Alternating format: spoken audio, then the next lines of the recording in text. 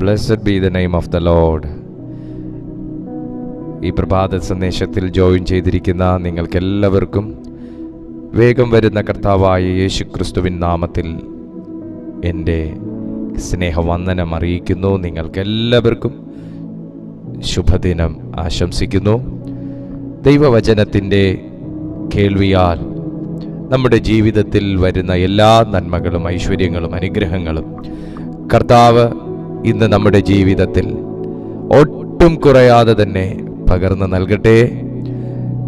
വളരെ പ്രാർത്ഥനയോടെ, സന്തോഷത്തോടെ, പ്രതീക്ഷയോടെ ഈ സന്ദേശത്തെ കേൾക്കുന്ന നിങ്ങൾക്കെല്ലാവർക്കും കർത്താവ് ഇന്ന് വിടുതൽ തൻ്റെ വചനത്താൽ അയക്കട്ടെ എന്ന് ഞാൻ ആത്മാർത്ഥമായി ആശംസിക്കുന്നു. വളരെ അനുഗ്രഹീതമായ ഒരു ചിന്ത ദൈവം ഇന്ന് എന്നെ ഏൽപ്പിച്ചിട്ടുണ്ട് നിങ്ങൾക്ക് ഓരോരുത്തർക്കും നൽകുവാൻ.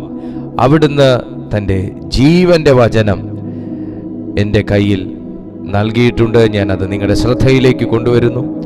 റോമർക്ക് എഴുതിയ ലേഖനം 11-ാമത്തെ അധ്യായം 36-ാമത്തെ അനുഗ്രഹീതമായ തിരുവചനം. സകലവും അവനിൽ നിന്നും അവനാലും അവങ്കിലേക്കും ആകുന്നുവല്ലോ, അവന് എന്നേക്കും മഹത്വം. ആമേൻ. പൗലോസ് ശ്ലീഹ റോമർക്ക് എഴുതിയ ഈ ലേഖനത്തിൻ്റെ വലിയ പശ്ചാത്തലത്തിലേക്കൊന്നും ഞാൻ പോകുന്നില്ല. എന്നാൽ ഈ സന്ദേശം ഇത് വായിക്കുന്ന ഓരോ യഹൂദനും യവനനും ജാതീയനും നൽകുന്നത് എന്തെന്നാൽ, ദൈവം ഒരു കാലവും മനുഷ്യനെ തള്ളിക്കളയാൻ ആഗ്രഹിക്കുന്നില്ല എന്നുള്ളതാണ്.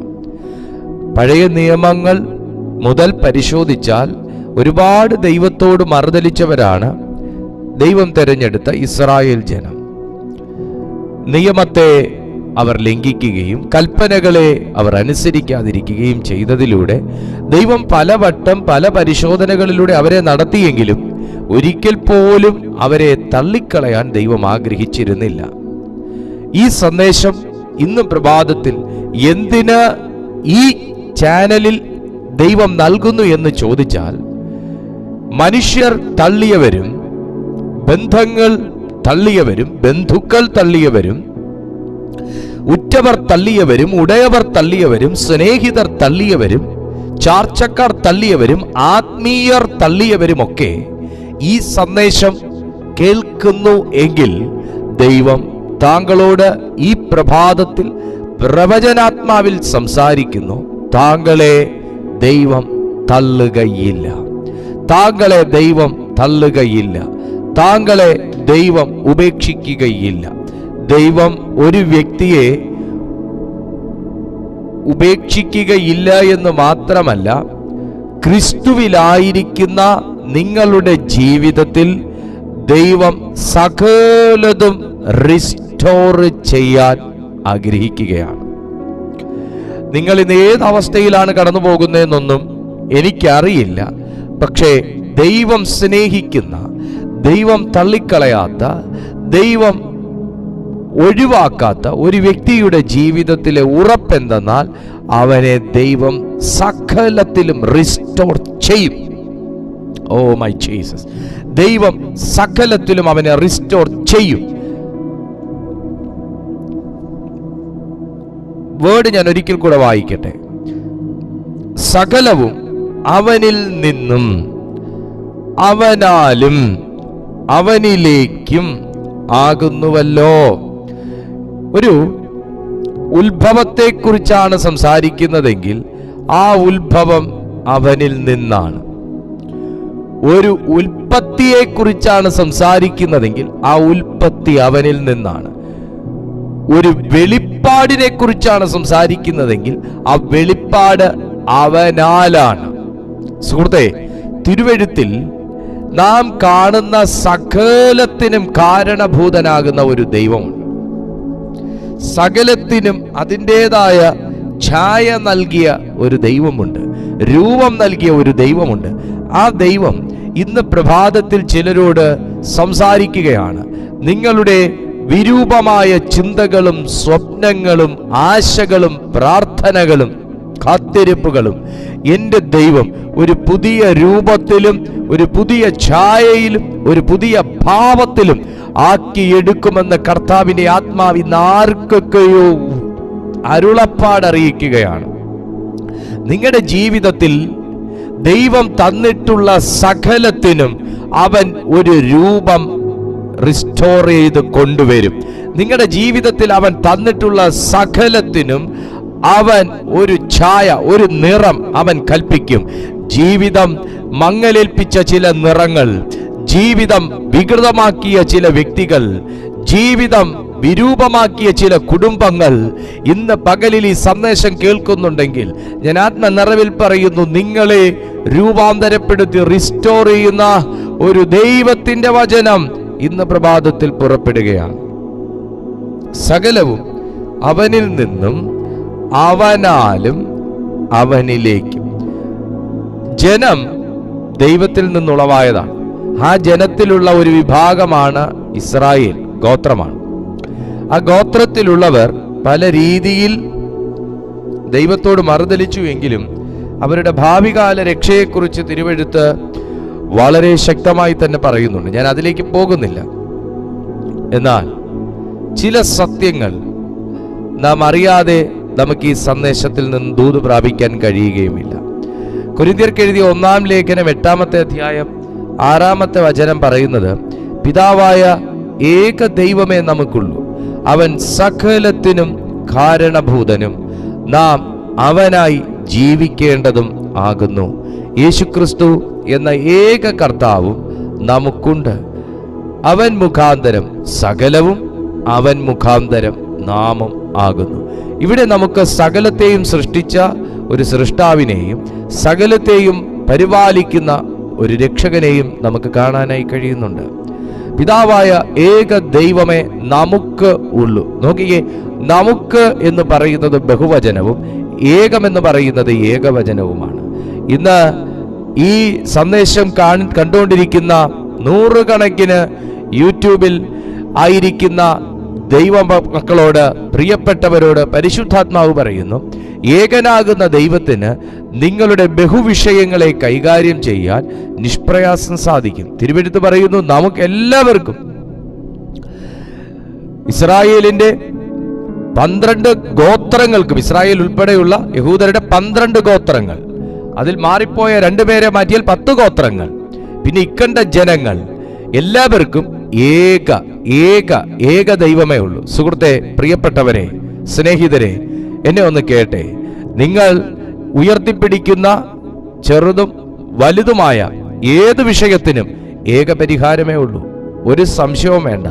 നിങ്ങൾ ഈ ഭൂമിയുടെ കോണിൽ ഏത് മുക്കിലും മൂലയിലും കൊണ്ടോടിയാലും അവിടെ എല്ലാം നിങ്ങളുടെ വിഷയങ്ങൾ പരിഹരിക്കപ്പെടണമെങ്കിൽ ഏക സത്യ ദൈവത്താൽ മാത്രമേ കഴിയുകയുള്ളൂ. ഞാൻ ഇന്ന് പ്രഭാതത്തിൽ വെറുതെയല്ല സംസാരിക്കുന്നത്. ചിലരോട് ആത്മാവ് ശക്തിയോടെ അരുളപ്പാടായിട്ട് അറിയിക്കുകയാണെന്ന് എനിക്കിവിടെ ഇരുന്ന് പറയുമ്പോൾ ആ ഫ്ലോയിൽ എനിക്കത് മനസ്സിലാകുന്നുണ്ട്.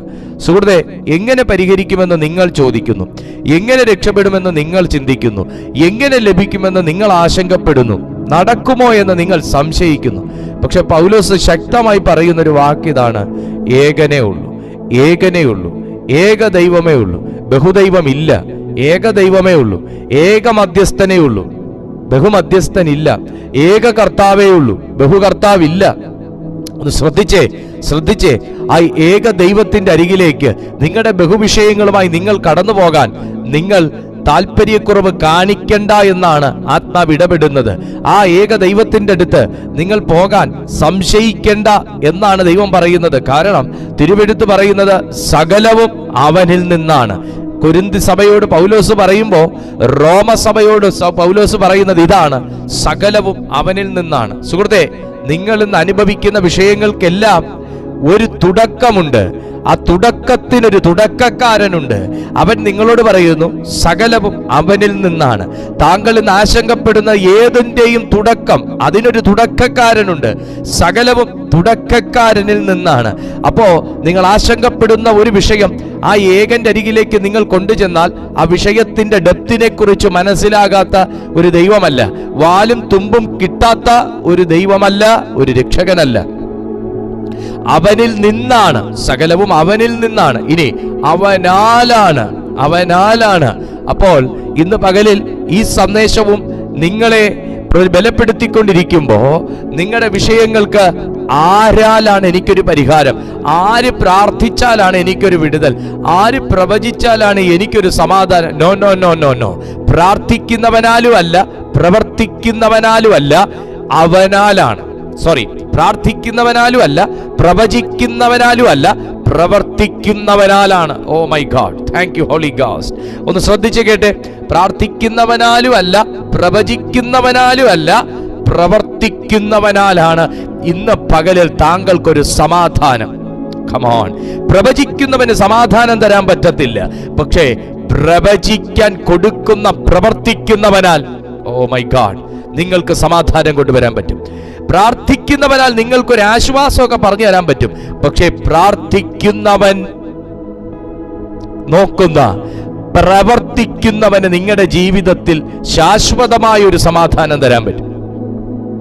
Oh my Jesus. പ്രാർത്ഥിക്കേണ്ടെന്നും പ്രവചിക്കേണ്ടെന്നും ഒന്നുമല്ല, തെറ്റിദ്ധരിക്കരുത്. ഇന്ന് പകലിൽ ഞാൻ ക്രിസ്തുവിലേക്ക് നിങ്ങളെ കൊണ്ടുപോകാൻ ആഗ്രഹിക്കുന്നു. നിങ്ങളെ ഞാൻ ക്രിസ്തുവിലേക്ക് കണക്ട് ചെയ്യാൻ ആഗ്രഹിക്കുന്നു. കമോൺ. പ്രാർത്ഥിക്കുന്നവനേക്കാളും വലിയവനായ, പ്രവചിക്കുന്നവനേക്കാളും വലിയവനായ, സകല മഹത്വത്തിനും യോഗ്യനായ, സകലത്തിനും കാരണഭൂതനായ, സകലത്തിനും കർത്തൃത്വം നടത്തുന്ന അൽഫയായ ഒമേഗയായ ക്രിസ്തുവിലേക്ക് ഇന്ന് പകലിൽ നോക്കുന്ന ചിലരെ നോക്കി ദൈവാത്മാവ് പറയുന്നു, നിന്റെ മുഖം വാടുമെന്നും നിന്റെ മുഖം ലജ്ജിക്കുമെന്നുമൊക്കെ ചിലർ പറഞ്ഞു, വിധിയെഴുതി ആക്ഷേപിച്ചു. എങ്കിൽ സകലവും അവനിൽ നിന്നും അവനാലും അവങ്കലേക്കും ആക്കി വച്ചിരിക്കുന്ന ഒരു റൂട്ട് വരച്ചിരിക്കുന്ന സ്വർഗം, നിന്റെ ജീവിതത്തിൽ വരച്ചിരിക്കുന്ന റൂട്ടിനെ മായ്ക്കാൻ ഒരു മനുഷ്യന്റെ വാക്കിനും കഴിയത്തില്ലെന്ന് ആത്മാവിന്ന് ആരോടും ശക്തമായി ഇടപെടുകയാണ്. അയ്യോ, ഈ വഴിയും അടഞ്ഞു പോകുമോ? ഈ തുറക്കുമെന്ന് പറഞ്ഞ വഴിയും ആരെങ്കിലും അടയ്ക്കുമോ? ഈ പ്രതീക്ഷയും അസ്തമിച്ചു പോകുമോ? കഴിഞ്ഞ പ്രാവശ്യത്തെ പോലെ ആയിപ്പോകുമോ എന്നൊക്കെ ആശങ്കയോടെ ഇരിക്കുന്ന, ഇനിയും ഞാൻ വീണു പോകുമോ, ഇനിയും ഞാൻ തളർന്നു പോകുമോ എന്നൊക്കെ ആശങ്കപ്പെടുന്ന, ആകുലപ്പെടുന്ന ചിലരെ നോക്കി ആത്മാവ് പറയുന്നു, സകലവും അവനിൽ നിന്നും അവനാലും അവങ്കലേക്കും എന്ന ഒരു സ്വർഗീയ നിയമം ഭേദിക്കാൻ ഈ ലോകത്തിൽ ഒരു ശക്തിക്കും കഴിയത്തില്ല. ഇന്ന് വിശ്വസിക്കുന്ന ദൈവമക്കളുടെ ജീവിതത്തിൽ സ്വർഗം ഒരു വഴി തുറന്നത് കാണിക്കുക തന്നെ ചെയ്യും. Oh Jesus.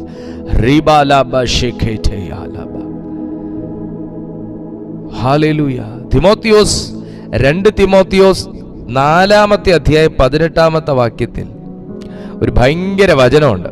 കർത്താവ് എന്നെ സകല ദുഷ്പ്രവൃത്തിയിൽ നിന്നും വിടുവിച്ചു, തൻ്റെ സ്വർഗീയ രാജ്യത്തിനായി രക്ഷിക്കും, അവന് എന്നേക്കും മഹത്വം. ആമേൻ. തിമോത്തിയോസിന് പൗലോസ് ലേഖനം എഴുതിയപ്പോൾ ഭയങ്കര ഒരു അനുഭവ സമ്പത്താണ് അവിടെ നിജപുത്രനായ തിമോത്തിയോസിന് താൻ കൊടുക്കുന്നത്. മക്കൾക്ക് എന്തെങ്കിലും കൊടുക്കുന്നെങ്കിൽ മാതാപിതാക്കളെ അനുഭവങ്ങൾ കൊടുക്കണം.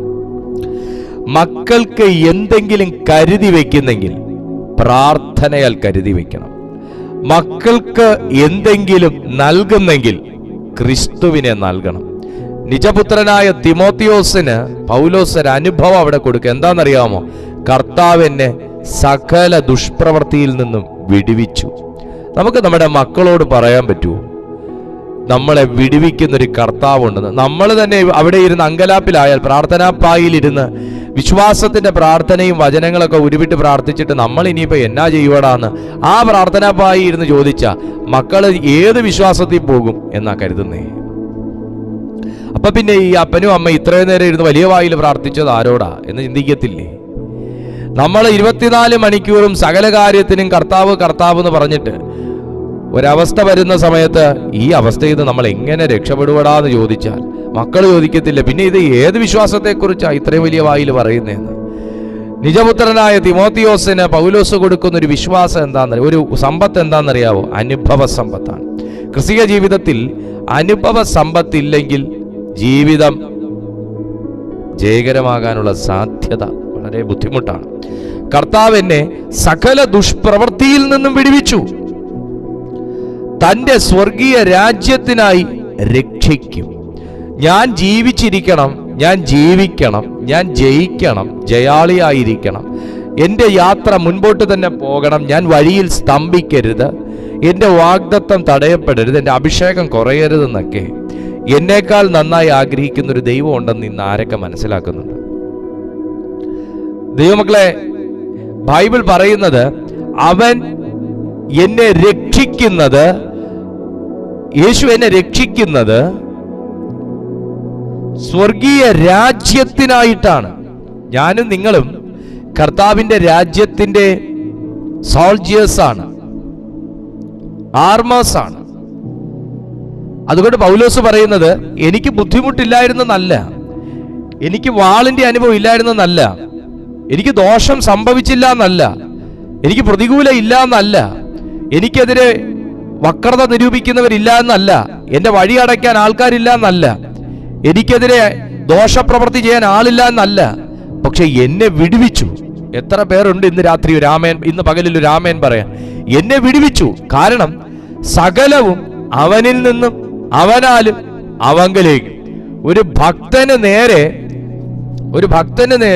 ഒരു ദൈവ പൈതലിന് നേരെ ഒരു വ്യക്തി വാളെടുക്കുകയാണെങ്കിൽ, ദൈവഭക്തന് എതിരായി ഒരു വ്യക്തി വാളെടുക്കുകയാണെങ്കിൽ, കരമോങ്ങുകയാണെങ്കിൽ, തിരുവെഴുത്ത് പറയുന്നു സകലവും അവനിൽ നിന്നും അവനാലും അവങ്കലേക്കും. ദൈവ പൈതലെ, നിന്റെ നേരെ ഒരു വ്യക്തി വിരൽ ചൂണ്ടുന്നെങ്കിൽ അത് അവങ്കലേക്കാണ്.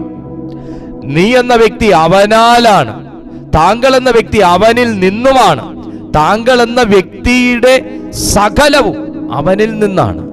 അവൻ ദോഷങ്ങളാൽ ആരെയും പരീക്ഷിക്കുന്നവനല്ലെന്ന് തിരുവെഴുത്ത് തന്നെ സാക്ഷ്യപ്പെടുത്തുമ്പോൾ ദൈവത്തിന് വേണ്ടി നിൽക്കുകയും പ്രാർത്ഥിക്കുകയും ദൈവനാമത്തിന് വേണ്ടി പ്രവർത്തിക്കുകയും കൊടുക്കുകയും അതിനുത്സാഹം കാണിക്കുകയും ചെയ്യുന്ന താങ്കളുടെ ജീവിതത്തിൽ താങ്കൾക്കെതിരായി ഒരു വ്യക്തി മുഷ്ടി ചുരുട്ടുന്നുവെങ്കിൽ, ഒരു വ്യക്തി നാവ് ചലിപ്പിക്കുന്നുവെങ്കിൽ, ഒരു വ്യക്തി കണ്ണ് ഉരുട്ടുന്നുവെങ്കിൽ, ഒരു വ്യക്തി ദുഷ്പ്രവൃത്തി ചെയ്യുന്നുവെങ്കിൽ,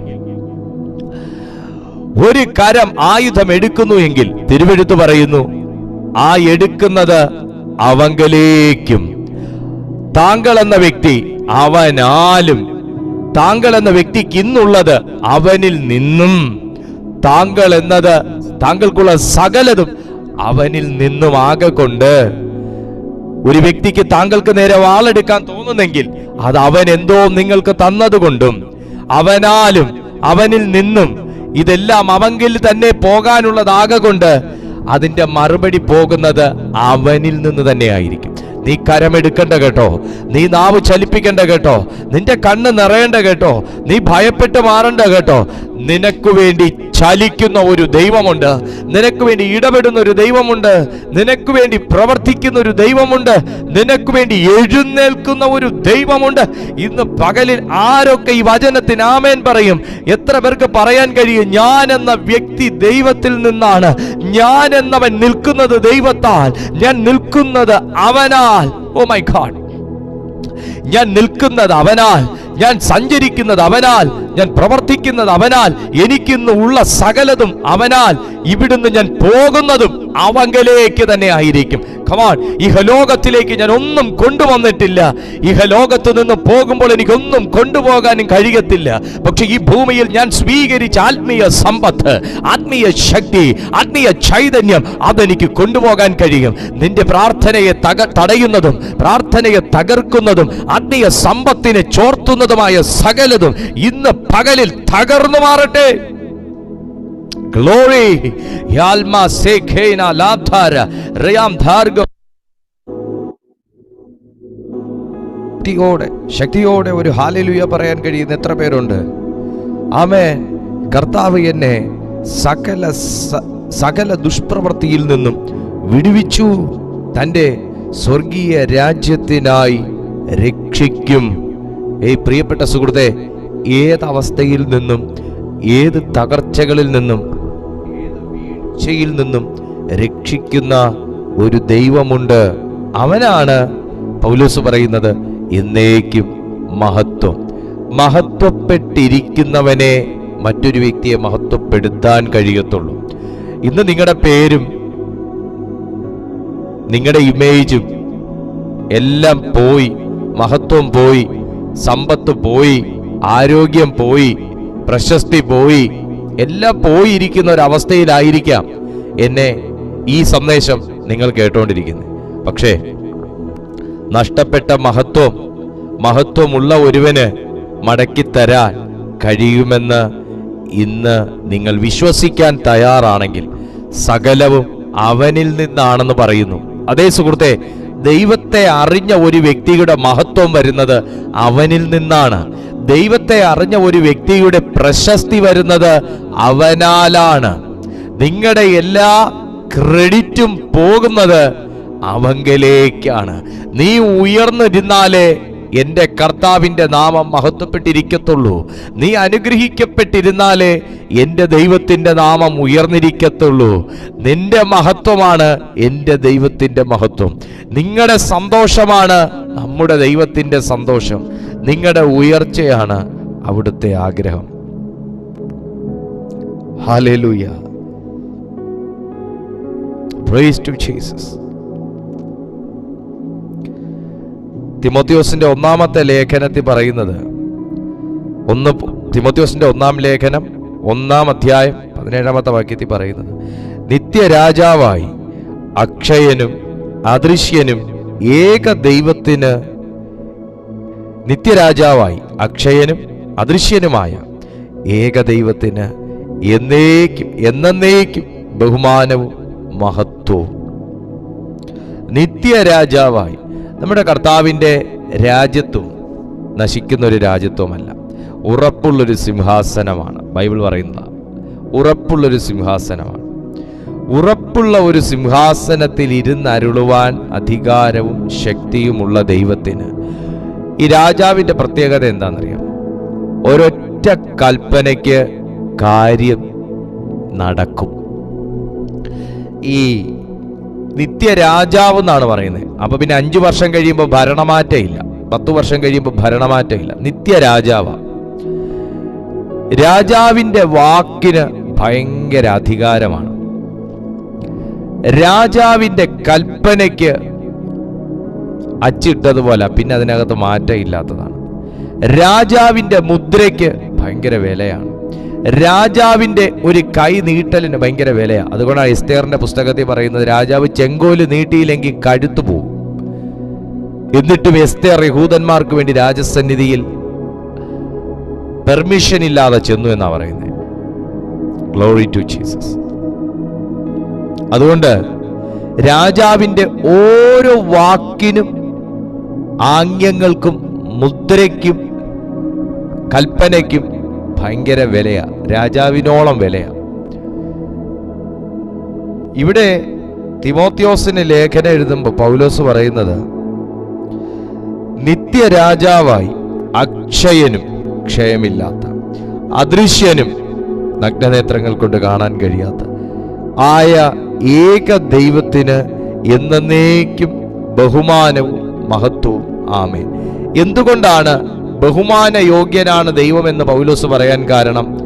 ഇതുപോലുള്ള കൽപ്പനകളിലൂടെയും ആജ്ഞാപനത്തിലൂടെയും ഇടപെടലുകളിലൂടെയും ഭൂമിയിലെ രാജാക്കന്മാരുടെ മുകളിൽ, ഭൂമിയുടെ രാജാവിൻ്റെ തന്ത്രങ്ങൾക്ക് മുകളിൽ, ഭൂമിയിലെ രാജാക്കന്മാരുടെ കൽപ്പനയ്ക്ക് മുകളിൽ, ഭൂമിയിലെ രാജാക്കന്മാരുടെ വിഭാവനങ്ങൾക്ക് മുകളിൽ പ്രവർത്തിക്കുകയും ഇടപെടുകയും ഇറങ്ങി വരികയും രക്ഷിച്ചെടുക്കുകയും ചെയ്ത ഒരു ദൈവത്തെക്കുറിച്ച് വ്യക്തമായ ബോധ്യമുള്ളതുകൊണ്ട് ഭൂമിയിലെ രാജാക്കന്മാർക്ക് കൊടുക്കുന്ന മഹത്വമല്ല, ഭൂമിയിലെ രാജാക്കന്മാർക്ക് ഇല്ലാത്ത മഹത്വവും ബഹുമാനവും പൗലോസ് ദൈവത്തിന് കൊടുക്കാൻ തയ്യാറായി. അതേ പ്രിയപ്പെട്ട സുഹൃത്തേ, ഈ ഭൂമിയിലെ ഏതൊരു എഴുത്തുകളെയും മായ്ക്കാൻ തക്കവണ്ണം അവൻ്റെ കൽപ്പനയ്ക്ക് ശക്തിയുണ്ട്. ഈ ഭൂമിയിലെ ഏത് ഇടപെടലുകളെയും മറിച്ചു കളവാൻ തക്കവണ്ണം ശക്തിയും അധികാരവും അവൻ്റെ ശബ്ദത്തിനുണ്ട്. ഈ ഭൂമിയിലുള്ള ഏതൊരു കാര്യങ്ങൾക്കും മാറ്റം കൊണ്ടുവരുവാൻ തക്കവണ്ണം ശക്തിയും അധികാരവും അവനിൽ ഉണ്ട്. കാരണം അവൻ്റെ രാജ്യസ്ഥാനം നിത്യമാണ് എന്ന് തിരുവെഴുത്ത് പറയുന്നു. സകലവും അവനിൽ നിന്നും അവനാലും അവങ്കലേക്കും ആകുന്നുവെന്ന് തിരുവെഴുത്ത് പറയുന്നു. ഇന്ന് പകലിൽ എത്ര ദൈവമക്കൾക്ക് മനസ്സിലാകുന്നുണ്ട് ഈ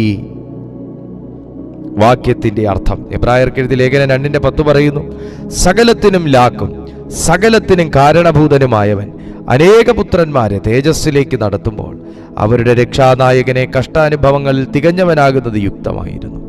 ദൈവമക്കളെ, ഈ ഭൂമിയിൽ പല പരാജയങ്ങൾക്കകത്ത് നിന്നും എന്നെയും നിങ്ങളെയുമൊക്കെ ദൈവം ശേഖരിച്ചെടുക്കുന്നത് നാം ഒരിക്കലും പരാജയപ്പെട്ടു പോകരുതെന്നും പരാജയപ്പെട്ടു പോയി എനിക്ക് നിങ്ങൾക്കുമുള്ള ആ നല്ല ഓഹരി നഷ്ടപ്പെടരുത് എന്നുള്ളത് കൊണ്ടും അവൻ തൻ്റെ ദൂതനെ അയച്ചു വഴിയൊരുക്കിയും തടസ്സങ്ങളെ നികത്തിയും നമ്മെ ദൈവം ഒരു ലാക്കിലേക്ക് നടത്തുകയാണ്. അതേ, സകലത്തിനും കാരണഭൂതനായവൻ അനേക പുത്രന്മാരെ തേജസ്സിലേക്ക് നടത്തുന്നു എന്ന് പറയുമ്പോൾ നാമും ആ തേജസ്സിലേക്ക് നടത്തപ്പെട്ടുകൊണ്ടിരിക്കുന്ന ഒരു കാലഘട്ടത്തിലാണ്. അതിനകത്ത് നമ്മുടെ വിശ്വാസം ചോർന്നു പോകാനും പ്രത്യാശ നശിച്ചു പോകാനും നമ്മുടെ പ്രാർത്ഥന അണഞ്ഞു പോകാനുമൊക്കെ പിശാചി ജീവിതത്തിൽ പലതും കൊണ്ടുവരുമ്പോൾ ദൈവാത്മാവ് പറയുന്നു, നിനക്ക് നഷ്ടപ്പെട്ടു പോയ പ്രാർത്ഥനാ ജീവിതം, നഷ്ടപ്പെട്ടു പോയ വിശ്വാസവും, നഷ്ടപ്പെട്ടു പോയ തീയും അഭിഷേകവും, നഷ്ടപ്പെട്ടു പോയ നന്മകളും ഓഹരിയും എല്ലാം നിങ്ങളിലേക്ക് മടക്കിക്കൊണ്ടുവരുവാൻ ദൈവത്തിന് കഴിയുമെന്ന് പറയുന്നതിൻ്റെ പ്രധാന കാരണം സകലവും അവനിൽ നിന്നും അവനാലും അവങ്കലേക്കുമാകുന്നു. അത് ദൈവമക്കളെ, ഈ ഭൂമിയിൽ എന്തൊക്കെ നമ്മൾ പ്രാപിച്ചാലും നാം സ്വർഗം പ്രാപിച്ചില്ലെങ്കിൽ, നിത്യത പ്രാപിച്ചില്ലെങ്കിൽ എല്ലാം വ്യർത്ഥമാണ്. ഇഹലോകത്തിലേക്ക് നാം ഒന്നും കൊണ്ടുവന്നിട്ടില്ല.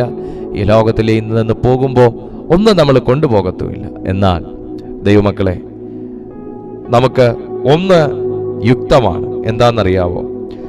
നമ്മുടെ രക്ഷകനെ കഷ്ടാനുഭവങ്ങളിൽ തികഞ്ഞവനാക്കി എന്നുള്ള സത്യം തിരിച്ചറിയുന്നത് നല്ലതാണ്. നമുക്ക് മുമ്പേ കർത്താവായ യേശുക്രിസ്തു ഈ ഭൂമിയിൽ വന്നു സകല കഷ്ടപ്പാടുകളും സഹിച്ചു. അത് എൻ്റെയും നിങ്ങളുടെയും നമ്മുടെ എല്ലാവരുടെയും പാപത്തിനും ശാപത്തിനും വേണ്ടിയിട്ടായിരുന്നു. നമ്മെ കർത്താവിൻ്റെ രാജ്യത്തിലേക്ക് കൊണ്ടുപോകാൻ വേണ്ടി ഭവനമൊരുക്കുവാൻ അവൻ പോയിരിക്കുന്നു. സകലവും അവനിൽ നിന്നും അവനാലും അവങ്കലേക്കും ആകുന്നു എന്ന് തിരുവെഴുത്ത് പറയുമ്പോൾ നമ്മുടെ ഒരു മടങ്ങിപ്പോക്ക് അവങ്കലേക്കാണ്. അവങ്കിലേക്ക് നോക്കിയവർ പ്രകാശിതരായി, അവരുടെ മുഖം ലജ്ജിച്ചു പോയതുമില്ല. ഈ ലോകത്തിലും കർത്താവിലേക്ക് നോക്കിക്കഴിഞ്ഞാൽ നമ്മൾ ലജ്ജിക്കത്തില്ല, വരുവാനുള്ള ലോകത്തിലും നമ്മൾ ലജ്ജിക്കത്തില്ല. നമ്മെ കർത്താവ് പണിതെടുക്കുകയാണ്. ചെറിയ ചെറിയ കഷ്ടതകളിലൂടെയും സഹനങ്ങളിലൂടെയും എല്ലാം ദൈവം നമ്മെ പണിതെടുക്കുകയാണ്. വിഷമിക്കരുത്, നിരാശപ്പെടരുത്. നമുക്കൊരു രക്ഷകനുണ്ട്, അവൻ എന്നേക്കും മഹത്വം. ആമേൻ. നമുക്ക് പ്രാർത്ഥിക്കാം. നല്ല ദൈവമേ, ഈ ജനത്തിനായി ദൈവസന്നിധിയിൽ പ്രാർത്ഥിക്കുന്നു. ഞങ്ങൾ ഒരുമിച്ച് കേട്ട വചനപ്രകാരം കർത്താവിൽ ഞങ്ങൾക്ക് ബലമുണ്ട്, ധൈര്യമുണ്ട്. കർത്താവേ, ഈ ജനത്തെയും അവിടുന്ന് ശക്തീകരിച്ചാട്ട്, ബലപ്പെടുത്തിയാട്ട്, അനുഗ്രഹിച്ചാട്ട്, എല്ലാ നന്മകളും കൊണ്ട് നിറയ്ക്കണമേ. ഇന്ന് കേട്ട ഈ വചനത്താൽ ഞങ്ങളെല്ലാവരെയും അനുഗ്രഹിക്കുന്നതിനായി സ്തോത്രം. ഇന്നാരെങ്കിലും രോഗത്താൽ അസ്വസ്ഥപ്പെടുന്നെങ്കിൽ അവരിപ്പോൾ യേശുവിൻ്റെ നാമത്തിൽ സൗഖ്യമാകട്ടെ. മനസ്സ് തകർന്നിരിക്കുന്നെങ്കിൽ ഇപ്പോൾ അവർ യേശുവിൻ്റെ നാമത്തിൽ ആശ്വസിപ്പിക്കപ്പെടട്ടെ. ദൈവത്താൽ അവർ അനുഗ്രഹീതരാകട്ടെ. തൃക്കൈയിലേക്ക് ഇവരെ ഏൽപ്പിക്കുന്നു, ഞങ്ങളുടെ ഈ കൂട്ടായ്മ ഏൽപ്പിക്കുന്നു, ഞങ്ങളുടെ ചാനൽ ഏൽപ്പിക്കുന്നു. ദൈവത്താൽ അനുഗ്രഹിക്കപ്പെടട്ടെ. അവിടുന്ന് വലിയ കാര്യം ചെയ്യുകയാൽ സ്തോത്രം. പ്രാർത്ഥന കേട്ടിരിക്കുകയാൽ നന്ദി. യേശുവിൻ നാമത്തിൽ തന്നെ ആമേൻ. നിങ്ങളെ ദൈവം അനുഗ്രഹിക്കട്ടെ. എല്ലാവർക്കും ഒരു ശുഭദിനം ഞാൻ ഒരിക്കൽ കൂടെ ആശംസിക്കുന്നു. അടുത്ത സമയം പുതിയൊരു വചനവുമായി കാണുന്നത് വരെ അത്യുന്നതന്റെ ചിറകിൻ കീഴിൽ കർത്താവ് നമ്മെ സൂക്ഷിക്കട്ടെ. God bless you.